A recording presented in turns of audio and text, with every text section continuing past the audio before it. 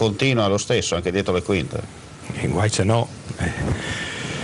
Diciamo che il percorso è faticoso, c'è poco da fare. A noi interessa particolarmente la nostra regione, siamo identitari e territoriali, lo sappiamo tutti. Stiamo lavorando assieme ad altri gruppi. Non è facile non lavorare con questi gruppi che ormai hanno già condiviso, far capire ad altri che quando gli obiettivi sono abbastanza vicini, diamoci una mano, anche accettando qualche piccolo compromesso se possibile, perché altrimenti faremo sempre il gioco degli altri, è normale. Dunque possiamo dire prove tecniche di trasmissione per eventuali e future a brevi scadenze? È chiaro, quello che a noi preme però è rispettare quello che noi, non solo noi, quello che la gente ci chiede. Hanno disastrato il territorio con le UTI,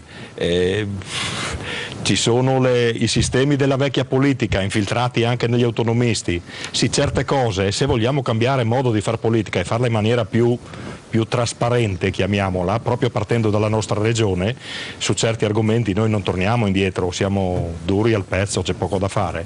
Siete duri al pezzo perché bisogna proseguire su quelle che sono le direttive, no? Tracciate. Esatto, a noi interessano i giovani, le famiglie, lo sappiamo tutti, interessano non praticare la vecchia politica dei saltimbanchi, inutile negarlo, la gente ci sta chiedendo ma cui ricicleso, no, non vi vuoi riciclare nessun, detto in friulano, ecco perché la gente si disaffeziona, quando vede 560 passa parlamentari che sono passati da una parte all'altra e vedono che nella regione, nella provincia, nei comuni succede la stessa cosa a casa nostra, guardate che schifata, la gente non ne può più, è normale che poi non va a votare.